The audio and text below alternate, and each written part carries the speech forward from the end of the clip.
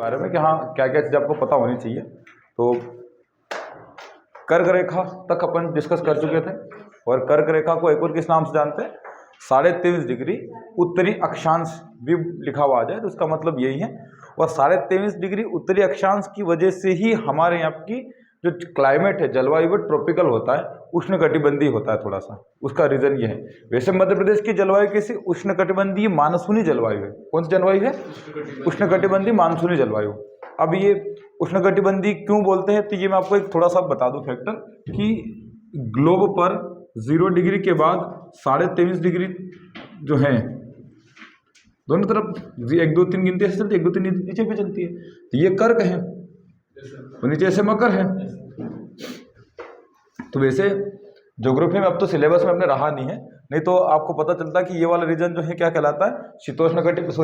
उष्ण कटिबंधी है। इसके ऊपर शीतोष्ण कटिबंधी रहता है, फिर शीत कटिबंध, फिर टुंड्रा क्षेत्र या फिर बिल्कुल क्या बोलते हैं उसको, पोल वाला आ जाता है। तो जैसे जैसे अक्षांश में ऊपर जाते हैं तो गर्मी कम होती जाती है और सर्दी बढ़ती जाती है। ये होता है इसमें सिस्टम पूरा। ठीक, अब पूरा ज्योग्राफी का है, हमें उतना उसमें जाना नहीं है अभी। जब ज्योग्राफी पढ़ेंगे तब उस पर डिस्कस करेंगे। हम लोग देखते हैं मध्य प्रदेश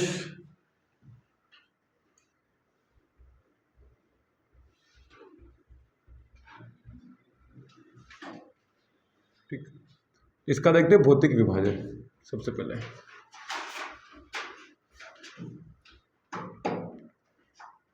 सबसे इंपॉर्टेंट चीज, ताकि बार बार मैं आपको कुछ बोलता रहूं तो आपको पता तो रहे कि किसको क्या बोला जा रहा है, किसको क्या बोला जा रहा है। तो भौतिक विभाजन में तो अपन 3 पार्ट में डिवाइड करते हैं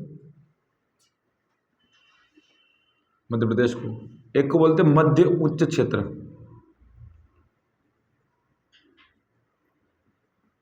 ठीक। मध्य उच्च क्षेत्र में जितने आपको पठार दिख रहे हैं सारे के सारे इसी में आते हैं, मध्य उच्च क्षेत्र। दूसरा है सतपुड़ा श्रेणी, इसको बोला जाता है। अभी मैं मैप बनाता हूँ, मैप पर भी अपन देख लेंगे सतपुड़ा श्रेणी, ठीक। और एक है पूर्वी पठार, जिसको बोलते हैं बघेलखंड वाला, ठीक। पूर्वी पठार में भी एक नाम है सिर्फ बघेलखंड का पठार। तो कभी कभी मेंस में भी क्वेश्चन आ जाता है सीधा सीधा कि मध्य प्रदेश का भौतिक विभाजन जो है उस पर पूरा एक बड़े आंसर में आ जाए तो भी आपके काम का है ना। अब मध्य उच्च क्षेत्र में कौन कौन सी चीजें आती हैं? एक तो मालवा का पठार आ गया,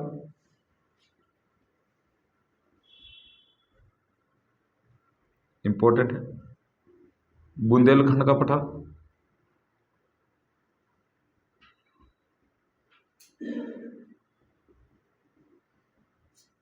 ठीक।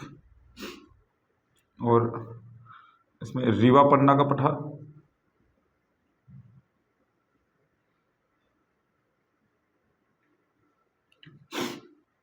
जिसको विंध्य क्षेत्र बोल देते हैं, वो भी इसी को कहा जाता है, रीवा पन्ना वाले को। मध्य, ये चंबल वाला बेल्ट है ना ऊपर वाला, मध्य भारत का पठार।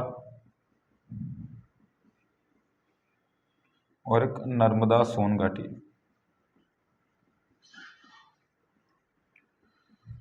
ठीक। सतपुड़ा श्रेणी को भी हम 3 पार्ट में डिवाइड करके पढ़ते हैं। एक पश्चिमी क्षेत्र, पश्चिमी सतपुड़ा, जहां की पर राजपीपला की पहाड़ियां भी कहा जाता है।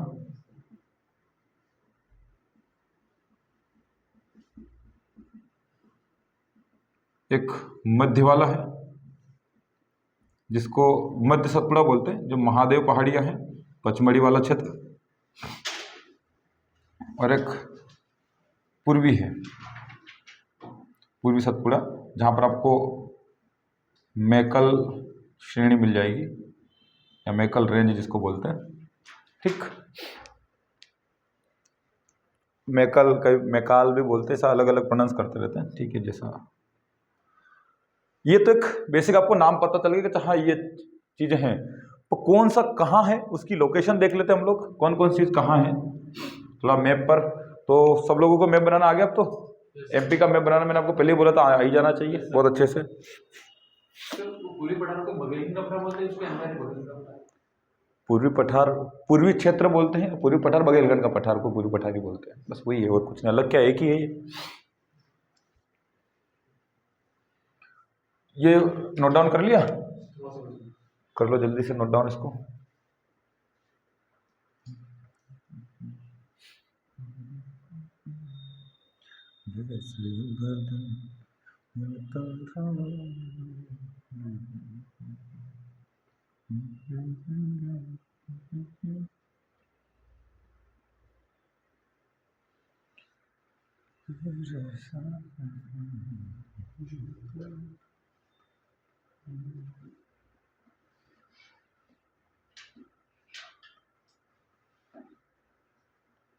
देखो इनसे अलग अलग क्वेश्चन भी आ सकते हैं कभी कभी, कि मालवा के पठार पर एक टिप्पणी लिख दो, या मालवा के पठार के बारे में कुछ पूछ ले, अलग से बुंदेलखंड का पूछ ले, रीवा पन्ना का पूछ सकते हैं, मध्य भारत का, नर्मदा सोन घाटी का, अलग अलग भी पूछ सकते हैं, इंडिविजुअल भी पूछ सकते हैं, किसी भी तरीके से क्वेश्चन आ जाए, या पूरा एक साथ भी पूछ ले कभी कभी। चलिए नहीं मैं बनाते हैं।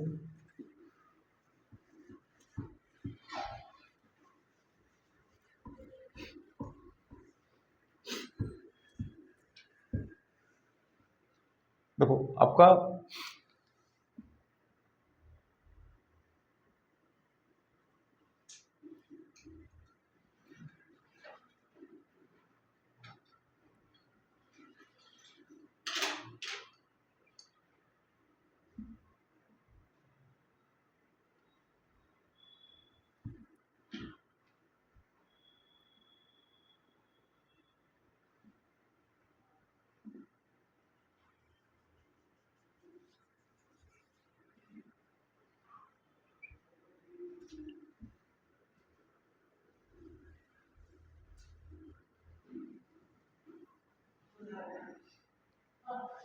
कुछ ऐसा ही है मध्य प्रदेश।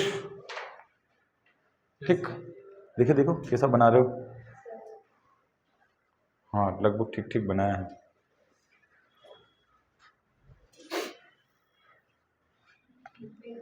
हाँ बनाओ बनाओ, कैसा बना रहे देखिए, देख रहा हूँ सबका मैं।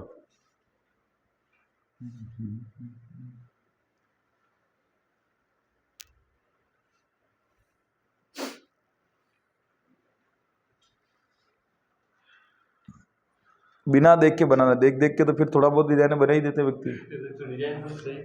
हाँ, वहाँ कहाँ बनाओगे, कहाँ देखोगे एग्जाम में, मेंस में थोड़ी ना देख पाओगे कहीं।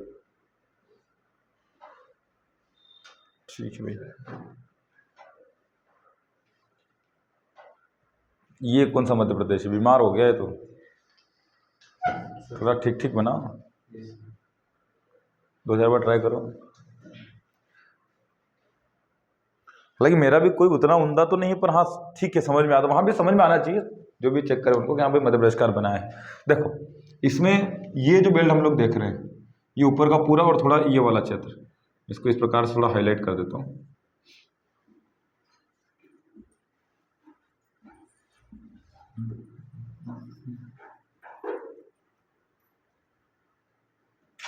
इसको बोला जाता है मध्य भारत का पठार। अभी एक एक और अच्छे से देख लेंगे हम लोग, कोई दिक्कत नहीं। ये जो जगह मैं ब्लैंक छोड़ूंगा यहाँ तक की, ये पूरा मालवा का पठार है।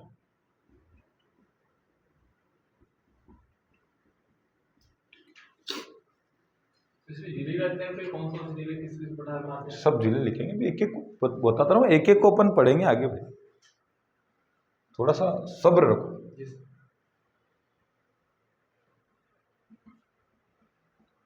ज्यादा हो गया, थोड़ा सा कम करना पड़ेगा बुंदेलखंड को। ये हो गया बुंदेलखंड का पठार। पहले आइडिया लगा लो कि किधर किधर है बस, उसके बाद जिले भी देख लेंगे, पूरा एक आंसर जैसा ही बना लेंगे। निर्माण किससे हुआ, कौन सी नदियां हैं, कौन से जिले हैं, कौन से नगर हैं बड़े बड़े, पर्यटन वगैरह, खेती कौन सी होती हैं, उस टाइप से सब चीज़ों को डिस्कस कर लेंगे, निश्चिंत रहो।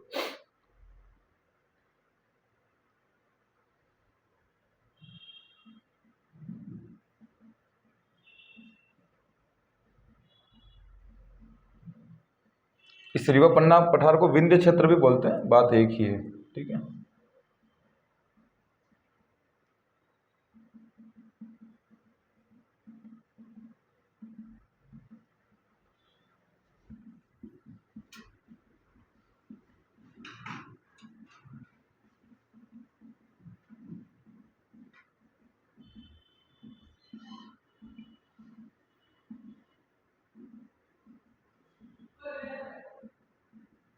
ठीक है। इसके बाद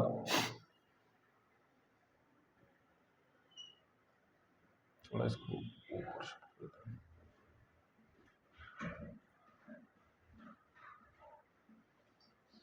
तो थोड़ा रफ में बना रहा हूँ, कोई ऐसा है नहीं एग्जैक्ट ऐसा थोड़ा ऊपर नीचे हो सकता है ना। तो अब उसको कंसिडर करें, यहाँ से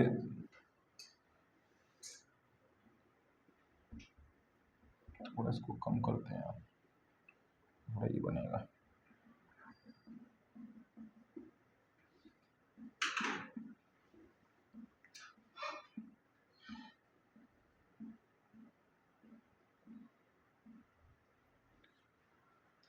तो मध्य भारत हो गया, मालवा हो गया, बुंदेलखंड हो गया, रीवा पन्ना बघेलखंड हो गया। अब देखते हैं अपन पूरा नर्मदा घाटी।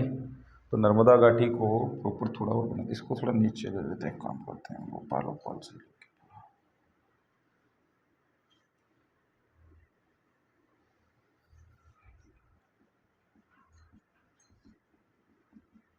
नर्मदा सोन घाटी, ये पूरा नर्मदा सोन घाटी बना दिया। इसका कुछ सिंबल बनाए थे, डॉट डॉट डॉट।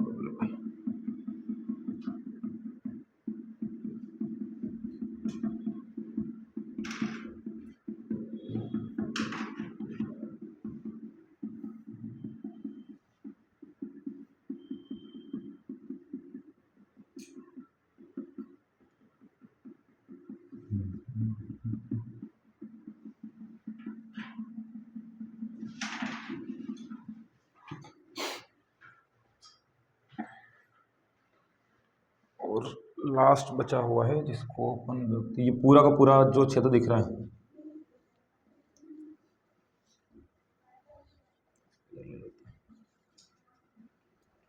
इसको बोलते हैं सतपुड़ा,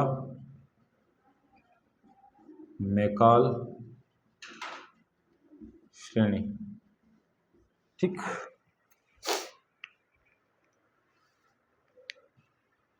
पहले तो ये मैप बना लो भाई, सब लोग उसके बाद आगे डिस्कस करते हैं चीज़ों पर।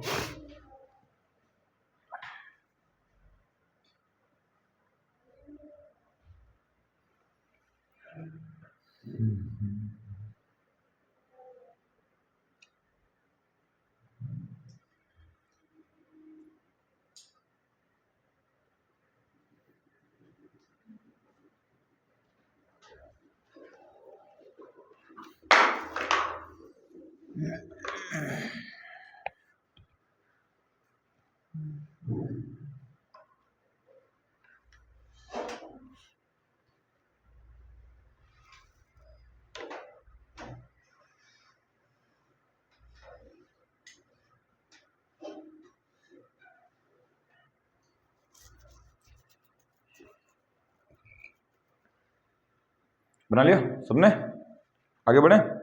देखो आपको एक क्वेश्चन आ गया पूरा कि मध्य प्रदेश का भौतिक विभाग समझाइए इस प्रकार से। तो आप एक पहले मैप बना दे अपने आंसर में, 2 पेज का ही आएगा है ना, 2 पेज में अगर बड़े में आएगा तो ठीक है। या फिर कितने भौतिक क्षेत्रों में विभाजित किया जाता है, तो इससे पहले जो मैंने चार्ट बनाया वो अगर छोटे में आ जाए तो उसका चार्ट बना के उतना सा लिख दो तो सही हो जाएगा। 2 नंबर वाले में अगर आया तो, बड़े में आएगा तो एक एक पूछ सकते हैं कि माला के पठार पर लिखिए, तो अब मैप बना के माला का पठार शो कर दो और उसके बारे में लिखना शुरू कर दो। एक ही तरीका। बड़े में आ गया अगर, तो उसमें क्या कर 10 नंबर वाला कर दिया। अब तो पहले 11 नंबर का हो रहा था क्वेश्चन, अब 10 नंबर का कर दिया है ना। अब कितने नंबर का कर दिया बड़ा, अच्छा 11 नंबर का कर दिया है ना, नहीं बोल, हाँ ठीक है। तो उसमें क्या है कि बड़े में 2 पेज देंगे आपको, ठीक है, 2 पेज पे करना है। तो एक पेज पे इंट्रो स्टार्ट करके मैप बना दिया, मैप के बाद एक एक को डिस्क्राइब करके बता दिया। ठीक, तो अपन एक एक का डिस्क्रिप्शन में बता रहा हूँ, लिखना वैसे ही और ज़्यादा कुछ दिमाग लगाने की जरूरत नहीं है। अब अपन शुरू करते हैं एक एक चीज पे, मध्य भारत का पठार, फिर माला का पठार, फिर बुंदेलखंड, फिर रीवा पन्ना, सोन घाटी, सतपुड़ा श्रेणी हो गई, बघेलखंड, सबके बारे में एक एक शॉर्ट नोट जैसा बना लेते हैं। तो एक एक इन पर इंडिविजुअल क्वेश्चन आ जाए तो भी बन जाएगा, या बस सबका एक साथ कॉमन आ जाए तो भी बन जाएगा। ठीक, वैसे इतनी बार मैप बनाने का काम पड़ जाएगा आपका अभी कभी कि आपको मैप बनाना तो बहुत अच्छे से आ ही जाएगा कम से कम।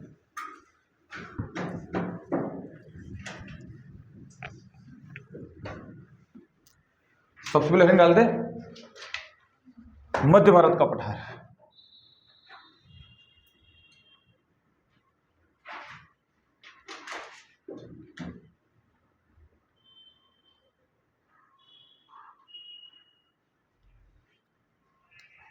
इंक इंक है वो,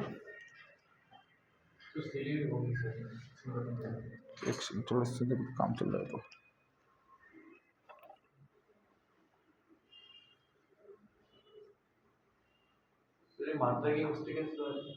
मात्राओं को मिस्टेक सही उच्चारण करके सुधारी जाती है, बोलना सही सीखो तो संभव है। एक समस्या है कि थोड़ा अपन मालवा के लोग हैं, हमारी शब्द में जो बोलने में है वो है ही ऐसा टोन कि हमारे ऑटोमेटिक गलत ही बोलते हैं, छोटी मात्रा बड़ी मात्राओं में, इसलिए हम लिखते भी फिर गलत है ना, इसलिए प्रॉब्लम ज़्यादा है। ये समस्या थोड़ी बुंदेलखंड या यूपी वगैरह में कम होती है क्योंकि वो बोलते साफ है, हम लोग उतार चढ़ाव लेते नहीं ना मात्राओं का सही सही तरीके से, इसलिए हमारी थोड़ी मिस्टेक ज़्यादा होती है। चलिए, मध्य भारत का पठार, देखो आपको पहले तो अगर छोटे में आंसर आ गया तो आप क्या करोगे, जैसे कि आपका कॉपी का पेज है, ठीक, यहाँ क्वेश्चन आया कुछ ऐसा करके या लिखिए करके कुछ कर जैसा आंसर स्टार्ट करा तो आपने एक आध इंट्रो बना दिया यहाँ तक, फिर ऐसे साइड में मैप बनाओ, ठीक, और उसमें एमपी बनाओ,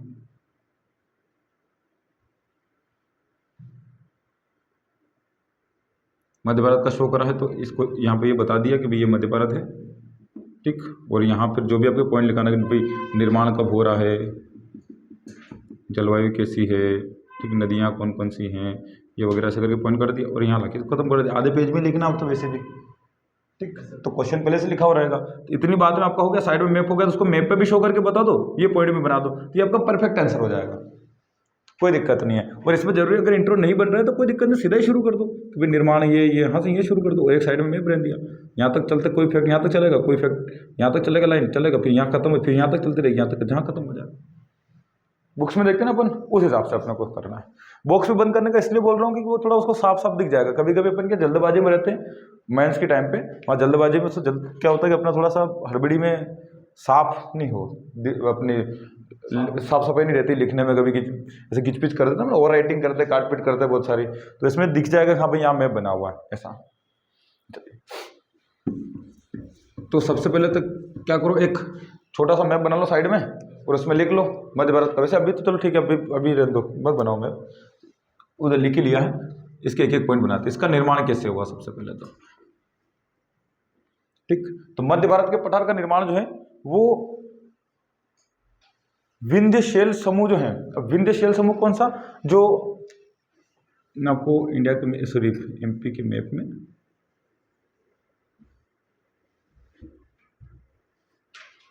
एक चीज बताता हूँ, दो अपने यहाँ पर रेंज दिखती हैं, एक विंध्य और एक सतपुड़ा, है ना, तो ये इस प्रकार से विंध्य रेंज है, इस प्रकार से सतपुड़ा रेंज है, ठीक, इस प्रकार से है। तो और बीच में नर्मदा बह के आती है अपने यहाँ पर, यहाँ से निकल के, तो इसको बोलते विंध्य, इसको बोलते सतपुड़ा, ठीक, वो बीच में नदी जा रही है नर्मदा।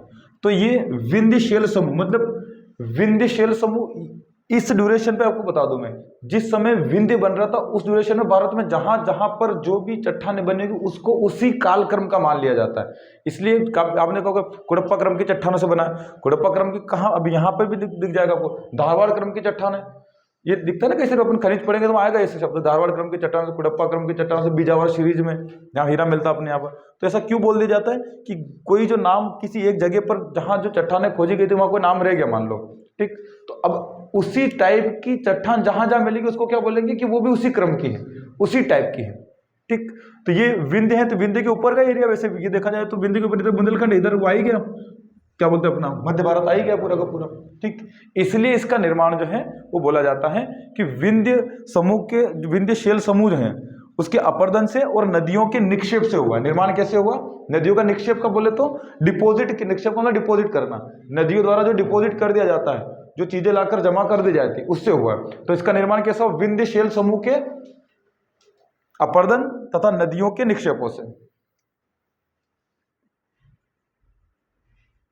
विंध्यशैल समूह के अपर्दन का मतलब इरोजन, अपर्दन का मतलब घिसना, ठीक, अपर्दन मतलब घिसना, चीज वहां से अपर्दित होती है, यानी इरोजन होता है ना, इसको बोलते हैं इंग्लिश में। विंध्यशैल समूह के अपर्दन तथा नदियों के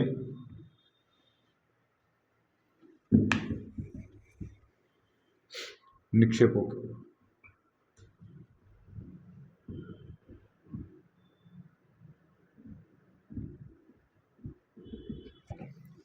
तो पहला पॉइंट हो गया विंध्य शैल समूह के अपर्दन तथा नदियों के निक्षेपों से हुआ। ठीक, कौन कौन से जिले आ रहे हैं? तो एक तो अपने यहाँ मालवा के ऊपर नहीं देखा नीमच वाला बेल्ट, ये भी इसी से है लगभग लगभग। नीमच, श्योपुर ऊपर चलते हैं, मुरैना, भिंड, ग्वालियर, शिवपुरी,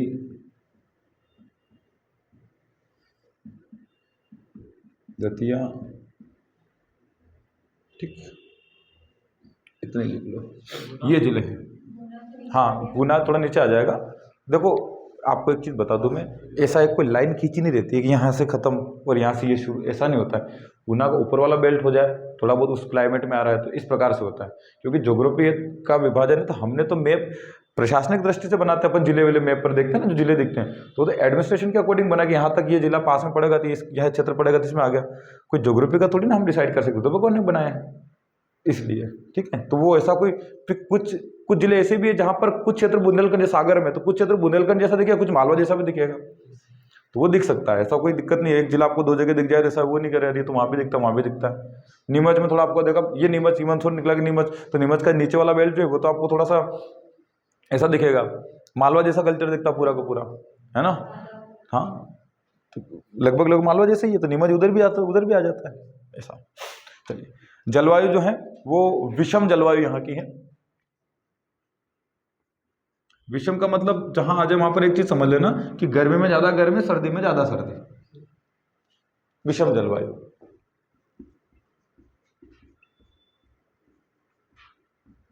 विषम जलवायु है मतलब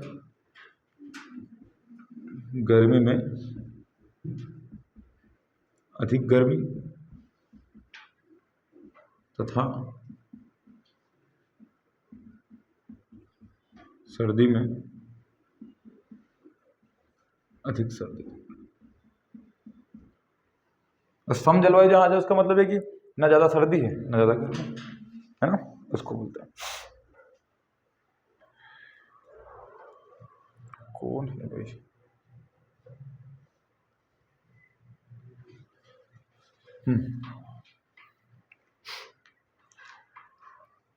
और देखते हैं आगे, निर्माण जिले जलवायु। वर्षा, यहाँ की बारिश देखिए, बारिश कम होती है इस क्षेत्र में, 50 से 75 सेंटीमीटर ही बारिश हो पाती है, ज़्यादा बारिश नहीं होती है, 50 से 75 सेंटीमीटर। देखो मध्य प्रदेश की बात करें तो मध्य प्रदेश का जब जलवायु देखेंगे तो समझाऊंगा, ये वाला जो बेल्ट है, ये जो क्षेत्र है, उधर थोड़ी सी ज़्यादा बारिश मिलेगी मध्य प्रदेश में आप लोगों को, और जैसे जैसे उधर से इधर आते हैं तो बारिश जो है कम होती जाएगी, वैसे ही नीचे से ऊपर जाएंगे तो बारिश कम होती जाएगी। तो बारिश कम होगी तो वहाँ पर फॉरेस्ट भी बारिश के अकॉर्डिंग ही होता है अपने यहाँ पर, तो कम बारिश तो वन कैसा होगा अपने यहाँ, फॉरेस्ट कैसा होगा, कटीले। तो आप इधर चलोगे, जैसे देखते चलोगे मंदसौर नीमच होते हुए चलोगे तो बारिश कम है तो कैसे आपको बबूल के पेड़ दिखेंगे, पलाश दिख जाएगा, है ना, कांटेदार, बबूल पे कांटे आते हैं, खिजड़ी जिसको बोलते, राजस्थान की तरफ चलते हैं तो बारिश कम होने से क्या होता है, पत्ते कम होते हैं तो उनके कांटे होते हैं। क्यों? क्योंकि उनको ज़्यादा पानी की रिक्वायरमेंट नहीं रहती, फिर कांटे वाले को तो कम पानी में चल लेते हैं इसलिए। ठीक, तो वर्षा कैसे होती है, 50 से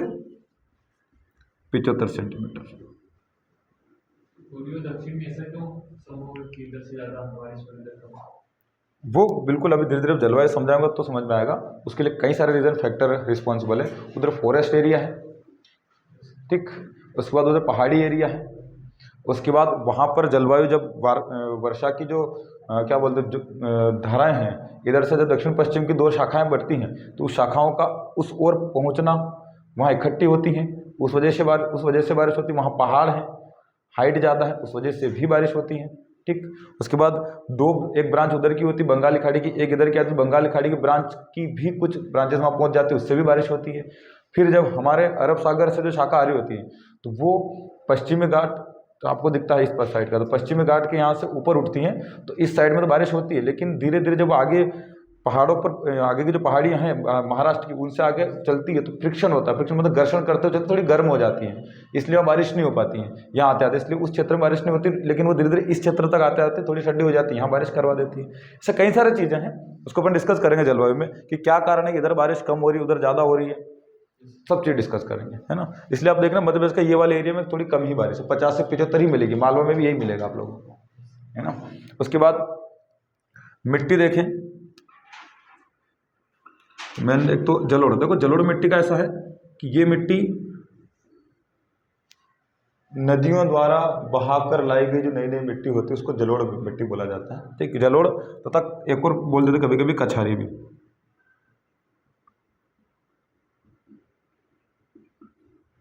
ठीक। जलोढ़ तथा कछारी मिट्टी।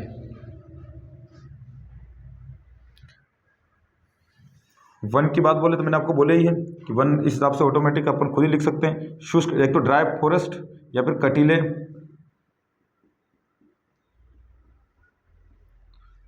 जैसे उदाहरण में देख लेते तो बबूल,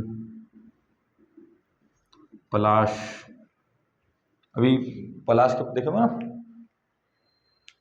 पलाश के पेड़ देखना अभी, हाँ खेर, खेर वो वाला खेर, कत्था, खेर से कत्था बनता ना वो वाला खेर। बबूल, पलाश तो मेरे ख्याल से देखा होगा आपने, अभी अपने इधर क्या बोलते हैं, केवड़िया क्या ही फूल बोलते हैं ऐसे कुछ बोलते, शायद अभी रंग वंग भी निकालते ना होली के टाइम पे आ जाते हैं अभी, खाकरा, खाकरा, खाकरा बोलते ना, ये बोलते ना खाकरा, बड़े बड़े से बड़े बड़े पत्ते होते हैं, अभी ऊपर उसके देखना पूरा पूरा वो ऐसा दिख रहा होगा, रेड रेड रेड टाइप के फूल आगे होंगे, मतलब थोड़े केसरे टाइप के, पूरे पूरे पूरे पूरा पेड़ केसरे केसरे दिख रहा होगा दूर से ना, वैसा। तो निर्माण हो गया, जिले हो गए, जलवायु हो गया, वर्षा हो गया, मिट्टी हो गया, वन हो गया, ठीक। और देखें क्या बची है, फसल। तो फसल में मेन तो सरसों, तिल, गेहूं, फसल फसल में सरसों, तिल, गेहूं। क्षेत्रफल देखिए कितना है, तो पूरे एमपी का ये 10.7% एरिया ऑक्युपाइड करता है।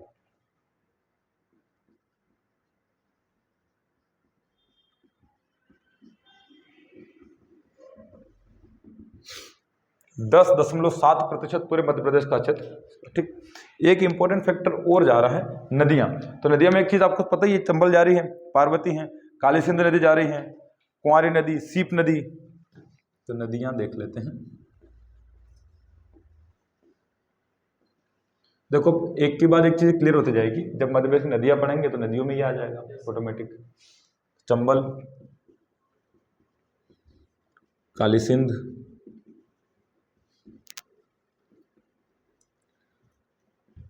कुंवारी, सीप, कुनो, कुनो पालनपुर वाला, श्योपुर में, हाँ शिप्रा तो मालवा में है, उज्जैन में तो शिप्रा, हम कहाँ उज्जैन पढ़ रहे हैं, है ना, कहाँ से पता नहीं रहता। चंबल, काली सिंध, अभी तो काली सिंध भी प्रॉपर वहाँ नहीं है, सिर्फ सिंध लिख लो तो ठीक रहेगा, और मेरे ख्याल से, क्योंकि काली सिंध तो यहाँ से निकल के, जैसे अपन देखते हैं ना मैप में,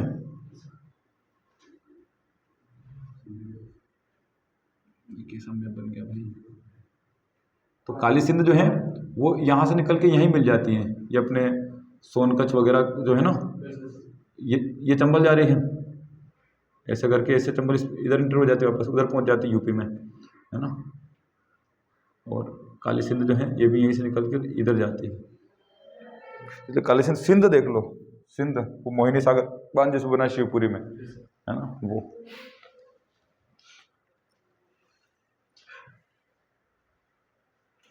काली सिंध तो ये देवास के बागली गांव के यहाँ से निकलती है। ये होगी नदियाँ, क्षेत्रफल हो गया, निर्माण, जिले, जलवायु, वर्षा, मिट्टी, वन, फसल, क्षेत्रफल, नदी। आप ऐसे 1 2 3 4 5 6 7 8 9 फैक्टर हो गए, तो 9 बातें हो गई, 9 लाइन का ही काम हो गया, है ना। और साइड में एक छोटा मैप बन जाता है इधर। तो आप 9 पॉइंट आप दिमाग में बिठा लो कि आंसर आएगा, कुछ भी क्वेश्चन आएगा इस प्रकार का, तो हमें ये 9 बातें डालनी है। ठीक, ये 9 बातें देखनी है। अभी थोड़ा याद रखने में टफ लग रहा होगा, क्यों पहली बार पढ़ते से लगता है कैसे याद रखें, आंख बंद करके रटने की कोशिश करोगे, लेकिन जब ज्योग्राफी पूरा खत्म हो जाएगा अपने मध्य प्रदेश का, तब ऑटोमेटिक आपको दिक्कत नहीं आएगी, अपने आप आपको याद हो जाएगा कहाँ पर क्या है। जब एमपी का ज्योग्राफी पूरा ही खत्म हो जाएगा तो आपको समझ में, जैसे मैंने चंबल है तो आपको पूरा पता रहेगा ना चंबल किधर, जैसे पुराने जो पढ़े हुए हैं उनको तो वैसे ही पता, हाँ चंबल इधर से जा रही है, मतलब सिंध इधर जा रही है। अब आपने नहीं पढ़ा, आपको ऐसा लग रहा है ये तो पता नहीं कैसे याद रहेगा। बिल्कुल रटने की जरूरत नहीं है, ऑटोमेटिक ये जलवायु कैसी क्या है पूरा समझ में आएगा। जैसे जैसे अभी क्या कि पहले इसका विभाजन समझ रहे हैं, तो विभाजन में क्या सारे लगभग पॉइंट आ रहे हैं, इसलिए थोड़ा थोड़ा आपको याद रखने में दिक्कत आ सकती है शुरुआत में, पर निश्चिंत रहिए, रटने की बिल्कुल जरूरत नहीं लगेगी, अपने आप याद हो जाएगा, पूरा याद हो जाएगा। पूरा मध्य प्रदेश का ज्योग्राफी खत्म हो तो उसके बाद बताना कि हुआ क्या नहीं हुआ, अपने आप बता दोगे सब लोग। अच्छा 9 पॉइंट वहां पर नहीं याद आए, 7 भी आ गए, 8 भी आ गए, उसके बाद कुछ नहीं याद आया तो अन्य करके एक लिख दो, अन्य पे महत्वपूर्ण बिंदु, और उसमें 3-4 बातें जो याद आ रही वो कहीं नहीं आ रही तो उसमें डाल दो, तो भी काम हो जाएगा। लेकिन हाँ कम से कम मेन की पॉइंट दो उसको इतने। उसके बाद अन्य पॉइंट देखें तो अन्य महत्वपूर्ण में देखें तो ठीक, इस क्षेत्र में क्या है, एक तो बीहड़ मिलता है, तो बीहड़ प्रभावित क्षेत्र है, प्राकृतिक क्षेत्र है ये। तो एक तो बीहड़ प्रभावित क्षेत्र, भिंड मुरैना श्योपुर में आप देख लो तो बिल्कुल मिलते ही, बीहड़ हम लोग को देखने को मिलता है। जो चंबल के डाकू जो सुनते हैं ना वो इधर ही है, बागियों का गढ़ जिसको बोलते हैं, मुरैना वगैरह का जी। और क्या बोलते हैं मध्य भारत को, सरसों की हांडी बोलते हैं भाई, सबसे इंपॉर्टेंट, क्योंकि सरसों सबसे ज्यादा यही होता है।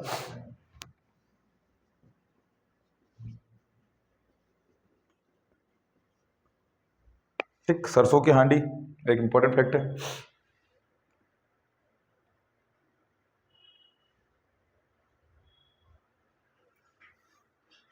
और क्या है, सबसे ऊंची चोटी कौन सी, टोगरा, सर्वोच्च शिखर है 430 मीटर के समथिंग होगा, बहुत ऊंचा नहीं है, लेकिन आजकल क्या ट्रेंड चल गया ना, हर एरिया का सर्वोच्च शिखर याद करना ही पड़ता है, वो हो गया, बाकी कुछ नहीं। सर्वोच्च शिखर जो है वो टोगरा है, और टोगरा कहाँ पड़ता है, श्योपुर में। इसका मीटर नहीं याद रहे तो चलेगा, पर एक आइडिया तो रहे कि हाँ भाई इस क्षेत्र का कौन सा सबसे ऊंचा शिखर दिखता है। दिखता तो क्या, मैंने नहीं देखा, मैंने तो श्योपुर ही नहीं गया मैं तो कभी, मुझे नहीं आइडिया है। मतलब पानी ना,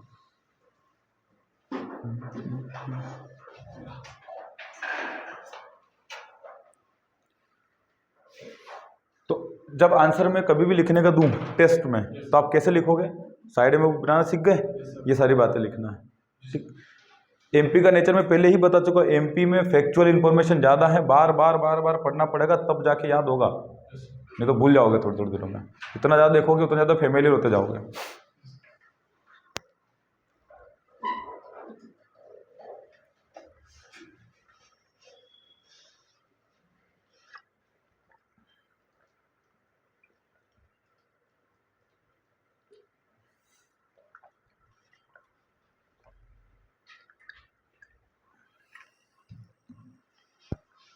कौन है भाई,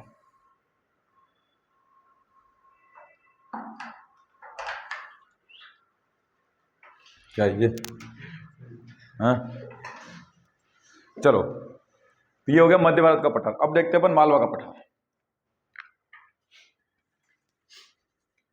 मध्य प्रदेश का अगर पूछ ले कि सबसे बड़ा भौगोलिक क्षेत्र कौन सा है, तो मालवा का पठार ही सबसे ज्यादा है, एरिया वाइज देखे तो।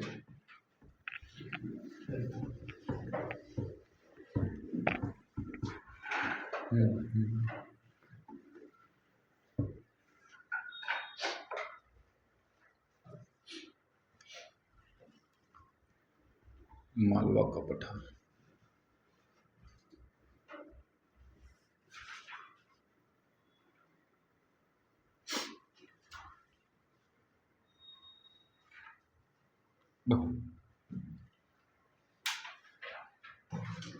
बना लो, मैं बना रहा हूँ, ठीक है, बनाओ, मैं बना रहा हूँ, बनाओ।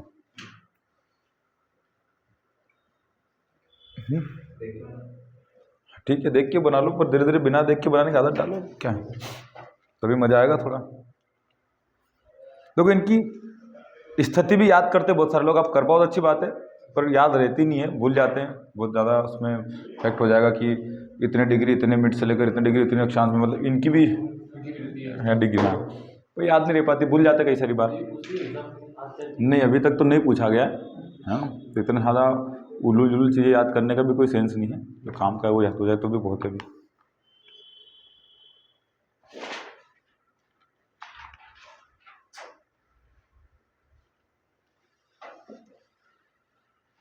चलिए बना लिया, यस सर। वही शुरू करते निर्माण।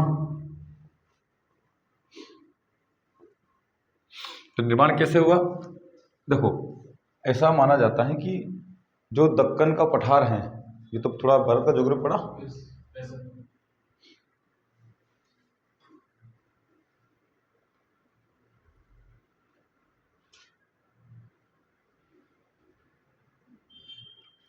मैप में बहुत बढ़िया बनाता हूँ ना, हाँ यस सर। बिल्कुल बहुत उम्दा कलाकार हूँ मैं बनाने में। सुनता क्यों बोलते? उम्दा का मतलब उल्टा नहीं प्रभु, उम्दा कलाकार का मतलब वो उल्टा वाला नहीं बोल रहा हूँ मैं, अरे मतलब बहुत सिद्ध हस्त कलाकार बोल सकते हैं, ठीक।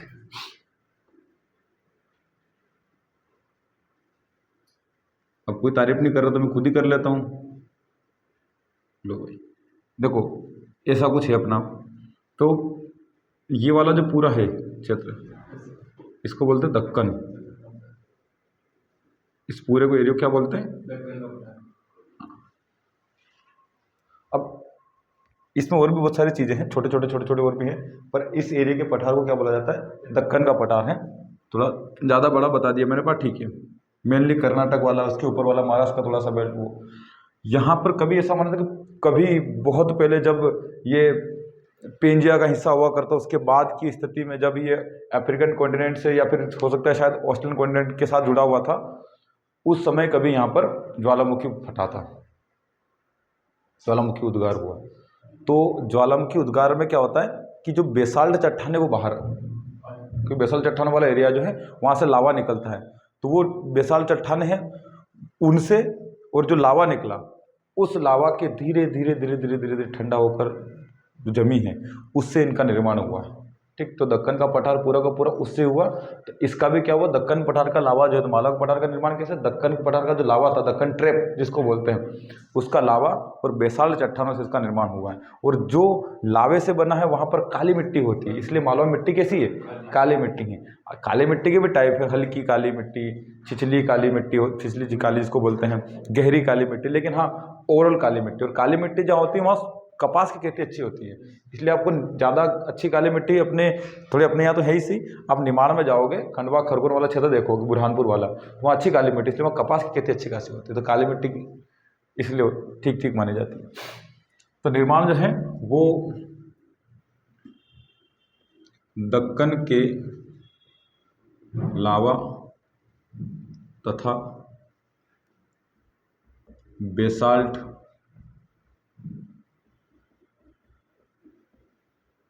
चट्टानों के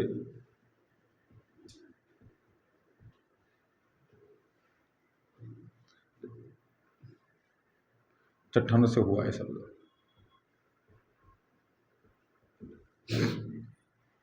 दक्कन के अलावा तथा बेसाल्ट चट्टानों से इसका निर्माण हुआ है। चट्टानों के टूटने से हुआ है, पर चट्टानों से हुआ है, ऐसा भी कर सकते हो आप लोग। तो चट्टानों से तो क्या होगा, चट्टानों के टूटने से होगा।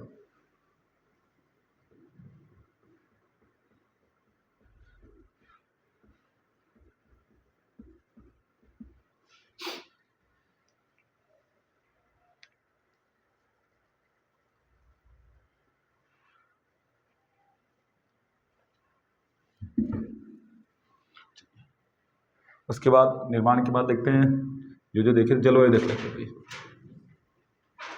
जलवायु कैसी है, सम जलवायु है।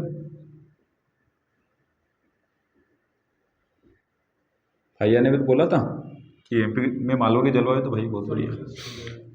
तो सम जलवायु में क्या है, ना अधिक गर्मी लगती ना अधिक, हाँ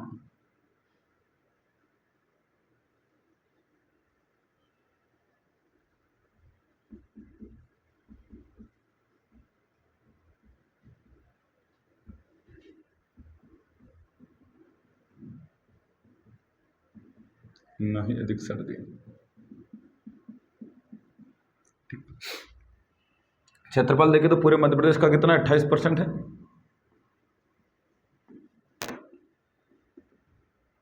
पूरे मध्य प्रदेश का 28% तो मालवा का पठार ही है भाई। जिले देख लेते हैं भाई कौन कौन सा आता है। तो इस साइड से शुरू करते हैं, मंदसौर, रतलाम,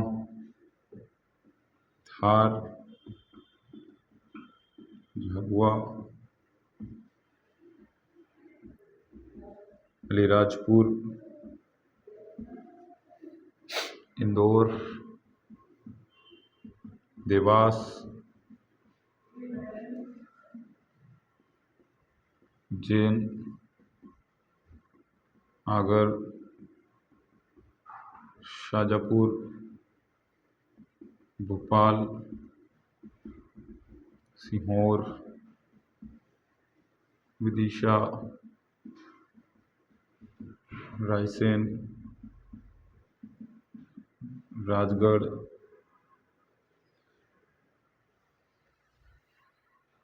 और क्या लिखूं, ठीक है ये पूरा पूरा बेल्ट आप मान लीजिए जो मैंने मैप पे बनाया था ना, उतना पूरा, उसमें जितने जिले आपको थोड़ा सागर का थोड़ा सा क्षेत्र भी आ जाएगा, गुना का भी आ जाएगा, अशोकनगर का भी थोड़ा क्षेत्र आ जाएगा, इसलिए।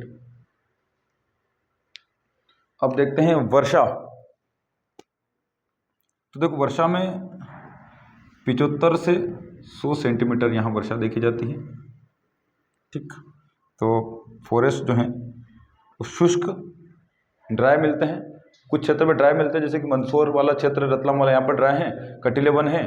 तो बाकी जगह थोड़े पर्णपाती भी मिल जाते हैं। पर्णपाती का मतलब जो पत्ते गिरा देते हो, है ना, शुष्क पर्णपाती वन लिख लेते हैं अपन सीधा, ये ठीक रहेगा।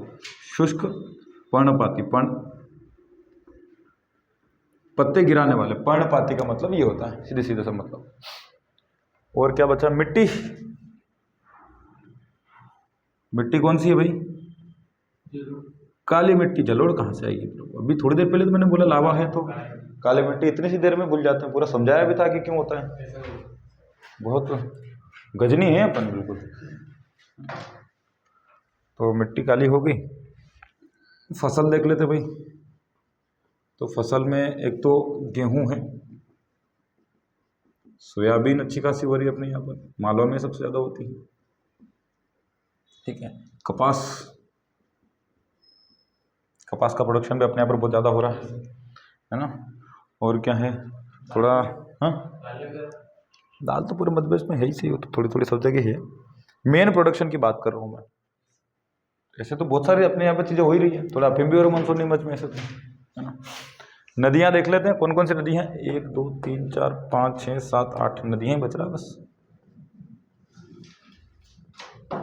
नदियाँ में सबसे ज़्यादा एक तो चंबल निकल रही है यहाँ से, जब भी आप शिप्रा बोल रहे थे, महाकाल, उज्जैन जो है शिप्रा नदी किनारे, फिर काली सिंध, ठीक, पार्वती नदी, ठीक। नदियाँ तो ये हो गई मैन। और क्या है, उज्जैन जाते रास्ते में आते ना गंभीर नदी, गंभीर डैम बना भी उज्जैन में। और खान नदी इंदौर वाली, अब तो उसको तो नाला ही बोल दो, अब क्या बचा है उसमें, दिखते तो ऐसी वो नाले जैसी। तो नदियाँ हो गई। एक अन्य करके फैक्ट देख लेते हैं। क्षेत्रफल दिख तो दिया 28%, और क्या बचा हुआ है।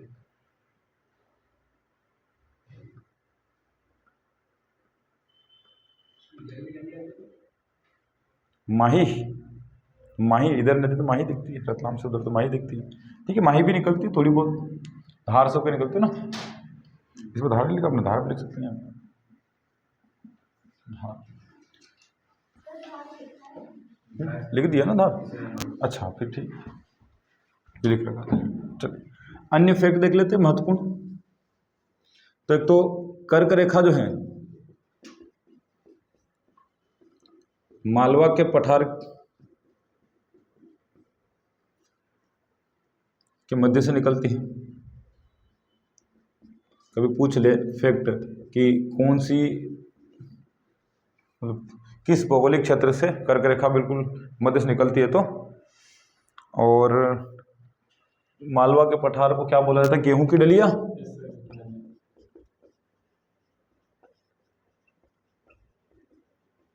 ठीक है, गेहूं की डलिया कहा जाता है मालवा के पठार को, गेहूं की डलिया, ये काम करूँ। ठीक है, और फायन ने यहाँ की जलवायु को क्या कहा है? मालवा की जलवायु को विश्व की सर्वश्रेष्ठ जलवायु कहा है।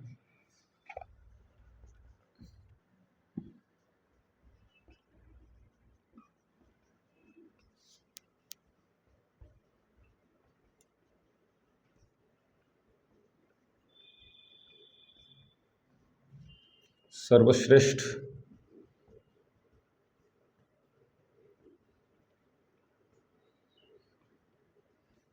कभी ये प्री में आ जाता है कि किसने मालवा की जलवायु को सर्वश्रेष्ठ कहा है? तो फायन ने कहा है। सबसे ऊंची चोटी की बात करें, सर्वोच्च शिखर, तो सिगार है 881 मीटर। ठीक, और सिगार कहाँ है? ये मऊ वगैरह के पास, मतलब इंदौर लिख लो, जिले पूछे तो इंदौर में पड़ता है सब। ये मालवा का पठार हो गया।